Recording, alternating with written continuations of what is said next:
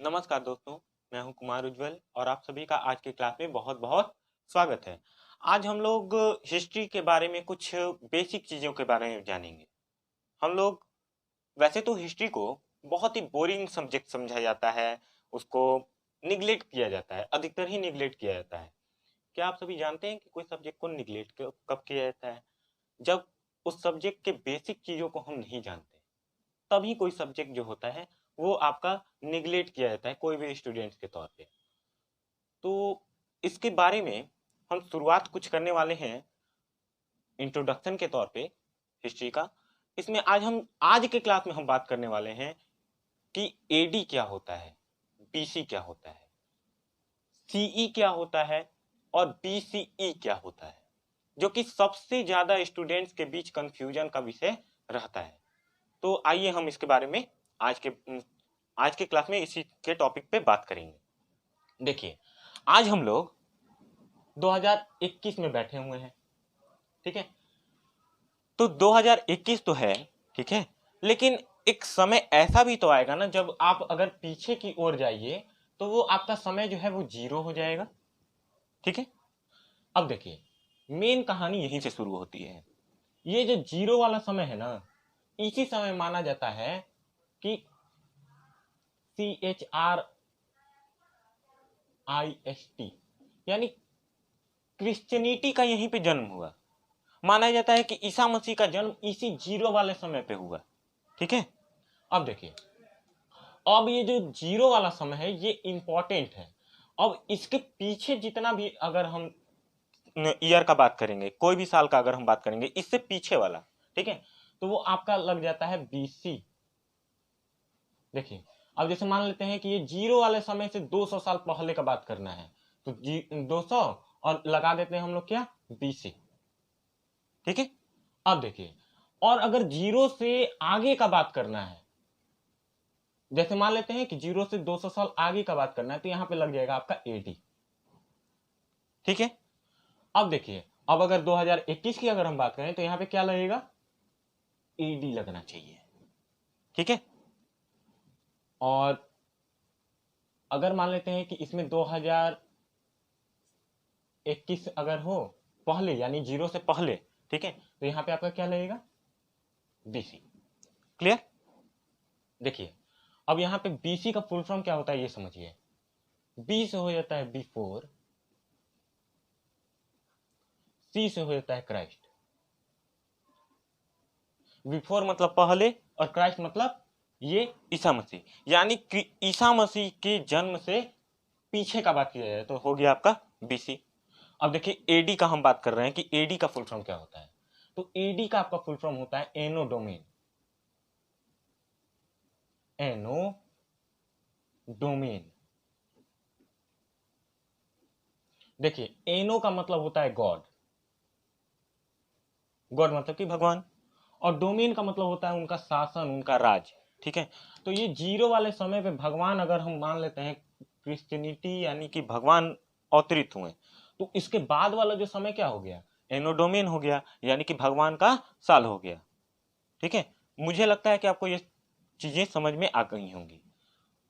अब बहुत बड़ा क्वेश्चन ये खड़ा होता है कि बीसीई क्यों लगता है, कहां कहां बीसीई लगता है और सीई कहां कहां लगता है, और इसका फुल फॉर्म क्या होता है। अब एक पल के लिए रुकिए और समझिए। मान लीजिए कि हमको क्रिश्चियनिटी को हम देख नहीं सकते हैं, हम घोर विरोधी हैं, तो क्या हम हिस्ट्री पढ़ना छोड़ दें? नहीं, ठीक है।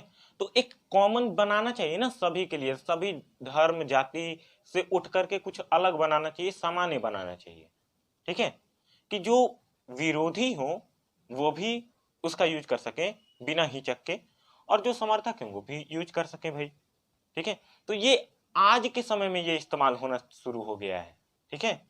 अब देखिए, बीसीई का फुल फॉर्म होता है बिफोर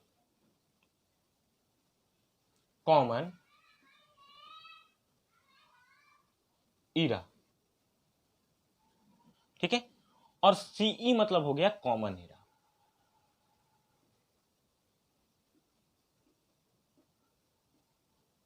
ठीक है।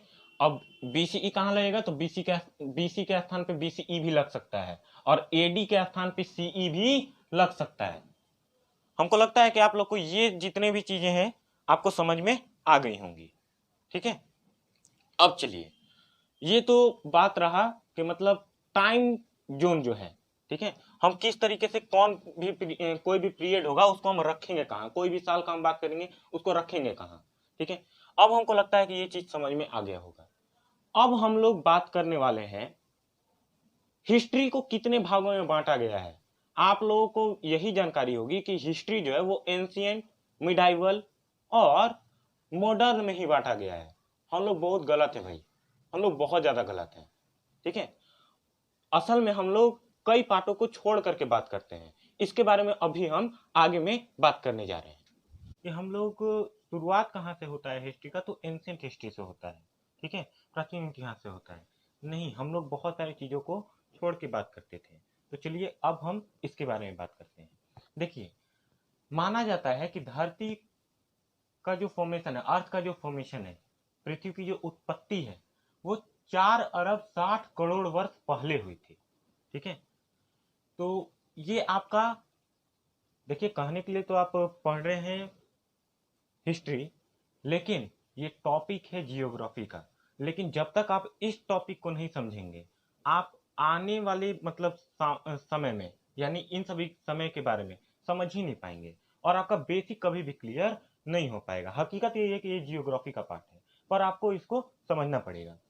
देखिए, धरती की जो उत्पत्ति है, माना यही जाता है कि 4 अरब 60 करोड़ वर्ष पहले हुई थी। तो उस समय तो आपका धरती बना ना, उस समय जीवन का कोई नामो निशान भी नहीं है। उसके बाद देखिए, 4 अरब 60 करोड़ वर्ष के बाद अब 3 करोड़ 70 लाख वर्ष पहले हम आ गए। 3 करोड़ 70 लाख वर्ष से 2 करोड़ 40 लाख साल तक। इस समय में एंथ्रोपोइड ऐप, ठीक है, यानी कि वनमानुष, जो कि किससे मिलता था, तो इंसानों से मिलता जुलता ये जो वनमानुष है उसका अवशेष प्राप्त हुआ है, जो कि 3 करोड़ 70 लाख साल पहले के हैं। देखिए, मैं बार बार इस पे इसलिए फोकस कर रहा हूं क्योंकि यहाँ पे 4 अरब का बात किया जा रहा था। 4 अरब 60 करोड़ यहाँ पे अरब में था और ये फिगर तुरंत आपका करोड़ में आ गया है, इसलिए मैं बार बार इस पे फोकस कर रहा हूं, क्योंकि बहुत बड़ा गैप यहाँ पे आपको देखने को मिलेगा। ठीक है, इसके बाद आगे बढ़ते हैं। देखिए, यहां पर हमने यहां तक बात कर लिया है। ये जो है, ये मानव से मिलते जुलते वनमानुष है। ठीक है, गोरिल्ला जिसको आप लोग बोलते हैं। ठीक है, अब गोरिल्ला के बाद आगे बढ़ते हैं। अब ये कैसे होंगे भाई, आप अंदाजा लगा सकते हैं। इंसान के तरह वो सिर्फ कहने की बातें हैं, और उनका जो स्ट्रक्चर था, उनका जो बनावट था, उनका चलने का जो ढंग था, वो बहुत अलग था। ठीक है, अब आगे बढ़ते हैं, क्योंकि हम लोग बेसिक के बारे में जान रहे हैं, इसलिए हम बहुत ज्यादा डिटेल में नहीं जा रहे हैं। अगर डिटेल में जाना हो तो आप कोई स्टैंडर्ड बुक को यूज कर सकते हैं। आगे बढ़ते हैं। देखिए, उसके बाद देखिए, अभी तक हम लोग करोड़ में थे ना, अब हम लोग सीधे लाख में आ गए हैं। फिर यहाँ पे बहुत बड़ा टाइम गैप आपको देखने को मिलेगा। अब एंसेस्टर्स ऑफ ह्यूमन, यानी कि बहुत ज्यादा पहले के जो लोग हैं, ठीक है, बहुत ज्यादा पुराने लोग हैं, इसको हम पूर्वज भी कह सकते हैं, इंसान के पूर्वज कह सकते हैं। आधुनिक मानव के ये पूर्वज थे। तो ये कब से माने जाते हैं, तो ये आपके माने जाते हैं लगभग 50 से 20 लाख साल पहले के। ठीक है, अब देखिए, अब ये जो एंसेस्टर्स हैं, अब ये फिगर आपका आ गया लाख में। अब फिर हम आगे बढ़ते हैं। अब देखिए, यहां से ना हम लोग पढ़ना चालू करते हैं। हिस्ट्री का मतलब अगर नॉलेज रखना हो तो शुरुआत हम लोग यहां से करते हैं। ये हिस्ट्री से बहुत पहले का है, इसीलिए इसको प्री हिस्ट्री बोलते हैं। हिंदी में आपका प्राक इतिहास बोला जाता है। ठीक है, अब यही प्री हिस्ट्री जो है, इसको हम लोग स्टोन एज में बोलते हैं। हाँ, आप लोग स्टोन एज के बारे में पढ़ते हैं और फिर खिचड़ी बना देते हैं। एंशिएंट हिस्ट्री में इसको डाल देते हैं और खिचड़ी बना देते हैं। नहीं, ये बहुत अलग है। हम लोग को पढ़ाया जाता है, हम लोग मिक्सअप कर देते हैं। देखिए, अब ये जो प्री हिस्ट्री है उसी को हम लोग स्टोन एज भी बोलते हैं, और स्टोन एज के अंतर्गत आपका पैलियोलिथिक, मेसोलिथिक और नियोलिथिक एज आता है। ये स्टोन एज के पार्ट हैं, ठीक है। ये पहला जो पार्ट है वो आपका 5 लाख से 10,000 BCE, अभी अभी आप लोगों ने BCE के बारे में समझा है। देखिए अभी तक इसमें कहीं भी BCE नहीं लगा हुआ था, लेकिन यहाँ पे आपका जो फिगर है वो BCE में बात किया जा रहा है, यानी 0 से पहले, ठीक है। तो 5 लाख BCE और 10,000 BCE तक ये एज चला। अब ये जो एज चला, ठीक है, इसको हिंदी में हम क्या बोलते हैं, तो पूरा पाषाण काल बोलते हैं। अब ये भी जो लोग हैं ना, ये भी सिविलाइज लोग नहीं है, ये सभ्य लोग नहीं है। ये इस तरीके से ये खाना बदोश थे, मतलब सिर्फ खाने से इनका मतलब था और किसी चीज से इनका मतलब नहीं था, बस पेट भरा होना चाहिए और इन लोगों को कुछ से मतलब नहीं है। आप जानवरों को देख लीजिए ना, जो जानवर होते हैं उन लोगों का भी यही काम होता है और कुछ नहीं, उनका बस पेट भरा होना चाहिए, बाकी दुनिया भाड़ में जाए उनसे कोई मतलब नहीं है। लेकिन हम लोग क्या है, हम लोग को हर चीज से मतलब होता है। हम लोग का इन्वायरमेंट खराब हो रहा है, हम लोग के पास पोल्यूशन हो रहा है, यानी बहुत सारी अलग अलग तरह की चीजें हैं, ठीक है। अब देखिए, तो ये जो लोग थे ये इतने अनडिसिप्लिन थे, मतलब ये कोई चीज का इनका समझ नहीं था, ये बहुत बकवास टाइप के लोग थे। अब ये किसी को भी, हम मान लेते हैं कि कोई व्यक्ति यहाँ पे खड़ा हो, उसी को मार करके ये लोग खाना चालू कर देता था, ठीक है। तो ये बहुत, इसीलिए बोला जाता है, अगर यूज किया जाता है ना अनसिविलाइज्ड, आप लोग को हमेशा कई बार बोला जाता है, जो लोग उदंडता करते हैं, तो एक तरह से ये गाली के तौर पे इस्तेमाल होता है।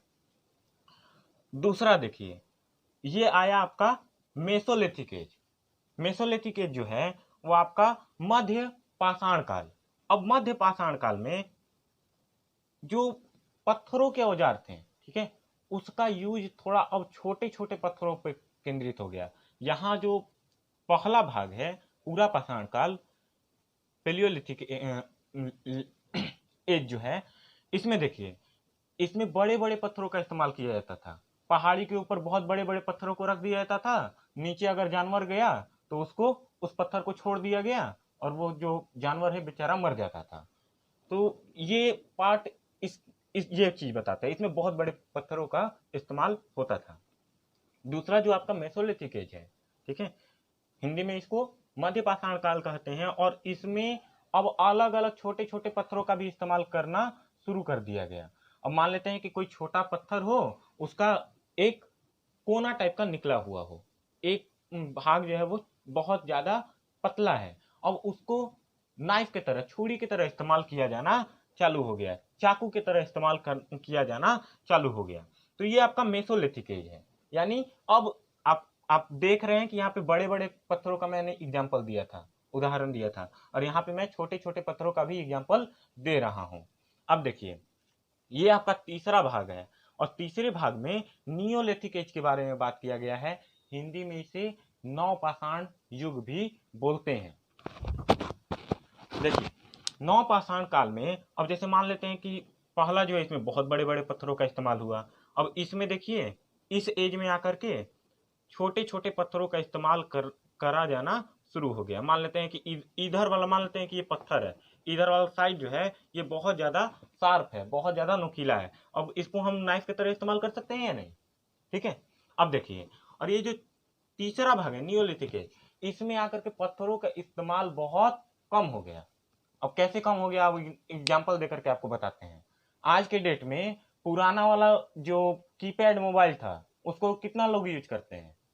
आप ऐसा नहीं कह सकते कि आप सभी लोगों ने बंद कर दिया, नहीं भाई, यूज तो करते हैं, ठीक है, लेकिन बहुत गिने चुने लोग यूज करते हैं और स्पेसिफिक तौर पे उनका इस्तेमाल होता है। वैसे ही यहाँ पे आकर के अब बहुत ज्यादा निर्भरता नहीं रह गया। आप समझ सकते हैं, आप उदाहरण पे फोकस थोड़ा सा करेंगे तो आपको समझ में आ जाएगा। तो इस एज में जाकर के, नियोलिथिक एज में आकर के, बहुत जो पत्थरों का इस्तेमाल है बहुत हद तक कम हो गया, ठीक है। अब आगे बढ़ते हैं। मुझे लगता है कि प्री हिस्ट्री जो है आपका, ये आपको बहुत बढ़िया से समझ में आ गया होगा, ठीक है। अब देखिए, अब प्री हिस्ट्री के बाद में हम लोग आ जाते हैं कॉपर एज में। ध्यान दीजिएगा, कॉपर एज जो है हमारा, ठीक है, कॉपर एज कहने का मतलब है कि यहाँ पे तांबा शुरू हो गया था, तांबा का खोज हो चुका था। तो इंसान ने सबसे पहले कौन सा धातु को खोजा? तो भैया कॉपर को खोजा, तांबे को खोजा। और तांबा खोजा, ये कब खोजा गया? तो 3000 से लेकर के 500 BCE में। इस समय बहुत ज्यादा तांबा का इस्तेमाल पाया गया है। ठीक है, सवाल खड़ा होता है कि ये जाएगा कहाँ, ये कौन से टाइम पीरियड में जाएगा?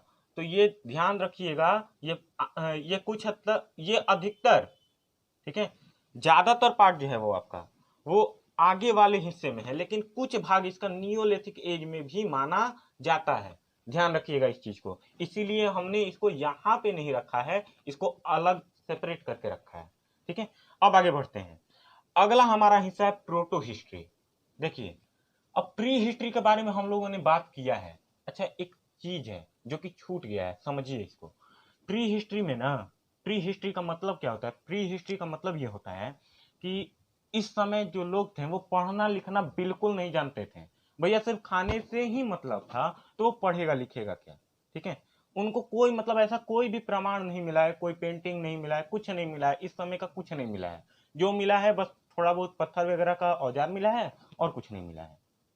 ठीक है, अब देखिए, अब प्री हिस्ट्री मतलब मेनली जो है वो आपका ना पढ़े जाने वाले लोगों से भरा पड़ा है। ये काल ही इसीलिए है कि इसमें कोई पढ़ना लिखना नहीं जानता था। आगे बढ़ते हैं। अब देखिए, कॉपर एज जो है आपका, कॉपर एज, तो कॉपर एज में कॉपर का शुरुआत हो चुका था, लोग कॉपर के बारे में अब यूज करने लगे थे कॉपर को। ठीक है, तांबे को यूज करने लगे थे। अब इसके आगे बढ़ते हैं। प्रोटो हिस्ट्री क्या है?